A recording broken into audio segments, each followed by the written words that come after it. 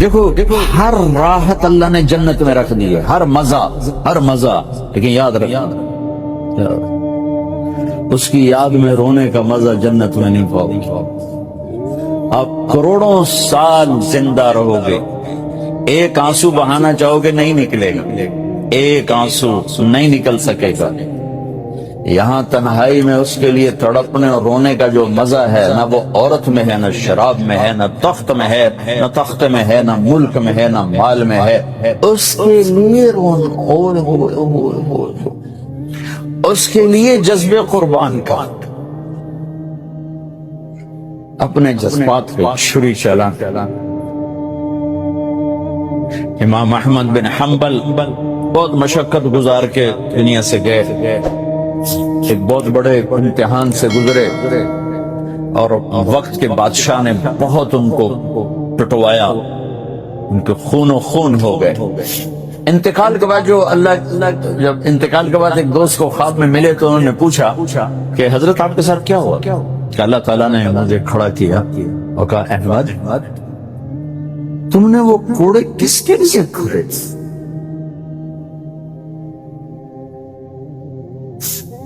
کہے اللہ میں نے تیرے لیے کھڑے۔ سبحان اللہ، یہ لذت جنت میں نہیں ملے گی۔ جوانی کی لذت پاؤ گے، میاں بیوی کی لذت پاؤ گے، کھانے پینے کی لذت پاؤ گے، زندگی کی لذت پاؤ گے، خوشیوں کی لذت پاؤ گے، لیکن اس کے لیے رونے تڑپنے کی لذت نہیں پاؤ گے۔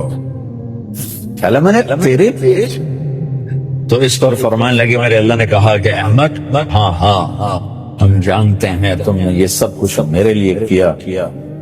جنت والے تو مرنے کے بعد میرا دیدار کریں گے، میں تمہیں ابھی سے اپنے چہرے سے پردہ ہٹا کے دکھا دوں گا، چل میرا دیدار کرتا رہے قیامت تک۔ اس کے لیے پیچھے ہٹ، اس کے لیے تو میں نے ایک شروع میں بات کی تھی کہ ہم کس لیے جی رہے ہیں، ہمارے جینے کا مقصد کیا ہے، وہاں سے میں نے بات کی۔ ہمارا جینا مرنا اللہ کے لیے، اب اللہ کے لیے جب اللہ میرا جاب والے ڈیمانڈ کرتے ہیں اب گھڑیاں 1 گھنٹہ آگے کر لیں، اب 1 گھنٹہ پیچھے کر لیں، اب یہاں آپ جا رہے ہیں، اب یہاں چلے جائیں، آپ کا ٹرانسفر ادھر ہو گیا، اس سے وہاں ہو گیا، آپ چپ کر کے جاتے ہیں اور اس کو برداشت کرنا، فیس کرنا، کیونکہ پروفٹ کچھ نفع آتا۔ میں اس زندگی میں اپنے اللہ کو راضی کرنے کے لیے پیدا ہوا، میری منزل اللہ ہے، میرے جذبے، میری خواہشات، جیسے خواہش پوری کرنے کی لذت ہے، اللہ کے لیے خواہش کو قربان کرنے کی لذت، اور کروڑوں لذتیں قربان کی جا سکتی، جیسے اپنی من کی مراد پا لینے کی لذت، اپنی مرادوں کو اللہ کے لیے کھو دینے کی لذت اس سے کروڑوں گنا زیادہ ہے۔ یہ لذت آپ کو جنت میں نہیں ملے گی۔ راتوں کو اٹھ کے اللہ کے سامنے رونا، ضرورت مندوں کی جا کے مدد کرنا، اللہ کے لیے ذلیل ہو جانا، اللہ کے لیے چھوٹا پڑ جانا، اللہ کے لیے معاف کر دینا، یہ جنت میں کہاں ملے گا؟ جو کہ ہم اپنے لیے جیتے ہیں، نہ ہمیں خرچ کرنے کا سلیقہ ہے، نہ معاف کرنے کا سلیقہ ہے۔ اپنے لیے جینا کوئی زندگی نہیں ہے، جینا ہے تو اس کے لیے جیو جس نے جینا دیا، مرنا ہے تو اس کے لیے مرو جس نے مرنے کا اختیار اپنے ہاتھ میں رکھا۔ اپنے شوق بدلو، یہ انٹرٹینمنٹ جنت میں نہیں ملے کہ اللہ کے لیے آدمی تڑپ رہا ہو، اللہ کے لیے۔ جنید بغدادی بیت اللہ کا طواف کر رہے تھے رات،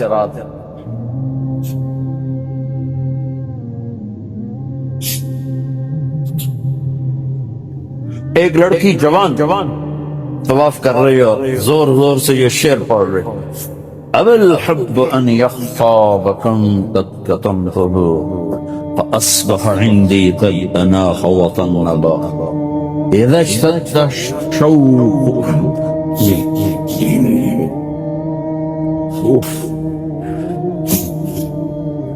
هام قلبي بذكري وَإِن رُمْتُ مِنْ حَبِيبِي قُرْبًا مِنْ حَبِيبِي تَقَرَّبَ يَبْدُو فَأَفْنَى ثُمَّ أَحْيَا وَيُسْعِدُنِي حَتَّى أَلَذَّ وَأَطْرَبَ.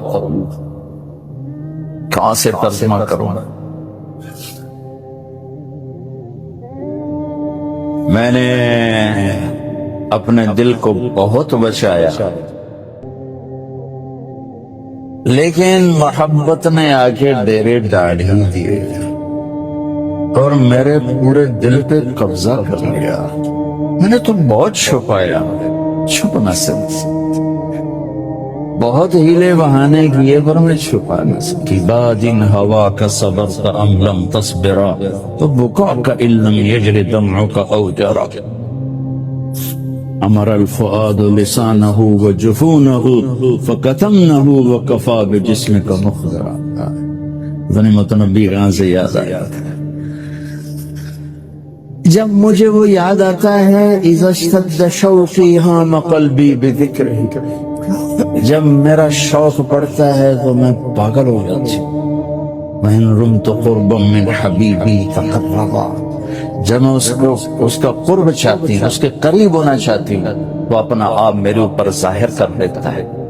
جب وہ ظاہر ہوتا ہے یبدو فأفنى، جب وہ ظاہر ہوتا ہے تو میں مر جاتی، وہ پھر مجھے زندہ کرتا ہے، پھر مجھے اپنا قرب دیتا ہے اور میری رگ رگ میں اپنے عشق کو پھیلا دیتا ہے. جنید بغدادی جیسے ولی اللہ، وہ کہنے گئے او بچی ہوش کر، شرم کر، کیا پڑھ رہی ہے، کہاں پڑھ رہی ہے؟ وہ بھی اس بچی کو نہ پہچان سکا. میں نے ایسے دیکھا، لو دقت قالم احجر عن طیب الوصن. جنید بدگمان نہ ہو، جس کے عشق میں تو نیند چھوڑ کے آیا اسی کے عشق میں میں بھی نیند چھوڑ کے. پھر کہنے لگی کس کا طواف کر رہے ہو، کس کا طواف کر رہے ہو؟ کہنے لگے بیت اللہ کا. تو زور سے ہنسی اور یوں آسمان کی طرف منہ اٹھا کے کہنے لگے میرے مولا کیسے تیرے دیوانے لوگ ہیں جو تجھے چھوڑ کے پتھروں کا طواف کرتے. جنید کہتا میں تو بے ہوش ہو کے گر گیا، ہوش آیا تو لڑکی جا چکا. یہ مزہ جنت میں نہیں ملے گا. ایک بزرگ فرمایا کرتے تھے یا اللہ تو کہتا ہے جنت میں نماز نہیں ہوگی تو نماز کے بغیر جنت میں جی کیسے بیٹھے؟ یہ سجدے، یہ روزوں کی بھوک کی شدت، پیاس کی شدت، یہ اللہ کے لیے خواہشات کو قربان کرنا، اللہ کے لیے جذبے قربان کرنا، یہ نعمت اللہ کی قسم بہت بڑی ہے. یہ یہیں ملی تھی اور کہیں نہیں ملی. اپنے لیے جینا چھوڑ دو، اس کے لیے جینا سیکھو جس نے جینا دیا ہے. اس کے لیے مرنا سیکھو جس نے مرنا اپنے ہاتھ میں رکھا ہے. اس کی خوشی پر اپنی خوشی قربان کرو، اس کا مزہ چکھو. غصہ نکالنے کا مزہ تو روز چکھو، غصے کو برداشت کرنے کا مزہ چکھو. یا اللہ تیرے لیے عزتوں کو ڈھونڈنے کے مزے لیتے ہو، ذلیل ہونے کا مزہ لے کے دیکھو اللہ کی بدلہ لینے کا مزہ چکھتے ہو، معاف کرنے کا مزہ لے کے دیکھو اللہ کی. ایک تو آپ کے گھر جنت بن جائیں.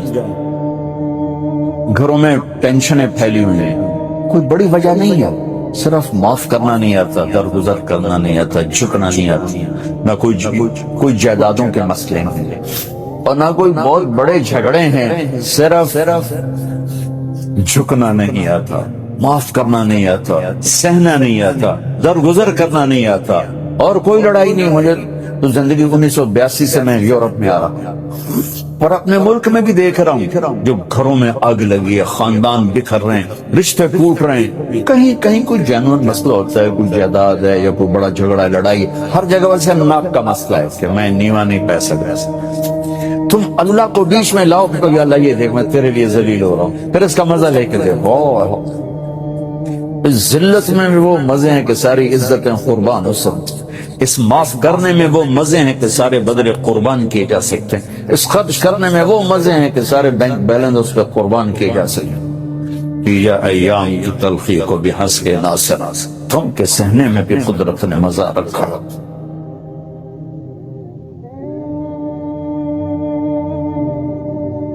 حضرت زریر رضی اللہ عنہ کی امانت داری۔ زریر بن عبداللہ رضی اللہ عنہ نے گھوڑا خریدا، نوکر سے کہا خرید کر لاؤ، وہ لے کر آیا، 300 روپے میں سودا ہوا۔ جب گھوڑے کو دیکھا تو گھوڑا مہنگا تھا، مالک کو خود بھی پتہ نہیں تھا اپنی چیز کی قیمت کیا ہے، تو وہ مالک سے کہنے لگے تیرے گھوڑے کے 400 روپے دے دوں؟ 400 درہم۔ کہنے لگا جی بڑی اچھی بات ہے۔ کہا اگر 500 کر دوں؟ تو اس مالک نے کہا یہ تو اس سے بھی اچھی بات ہے۔ کہا 600 کر دوں تو؟ وہ پھر مالک خوش ہوا اور کہا یہ تو اس سے اچھی بات ہے۔ کہا 700 کر دوں تو؟ اب جو بیچنے والا تھا وہ چکر میں پڑ گیا کہ یہ کیا کام ہو رہا ہے، کبھی خریدار نے بھی قیمت بڑھائی ہے، یہ جو دکاندار بیٹھے ہیں یہ کیا کرتے ہیں، قیمت بڑھاتے ہیں، اور جو لینے والا ہوتا ہے وہ کیا کرتا ہے، وہ قیمت گھٹاتا ہے۔ وہ کہتا ہے نہیں، پر یہاں تو الٹا ہو رہا تھا، خریدنے والا رقم بڑھا رہا تھا اور بیچنے والا حیران ہو کر سن رہا تھا۔ پھر کہنے لگے 800 دے دوں تو؟ پھر وہ گھوڑے کا مالک کہنے لگا میں تو 300 پر بھی راضی تھا، تو آپ نے کہا 800 دے دو اور گھوڑا رکھو۔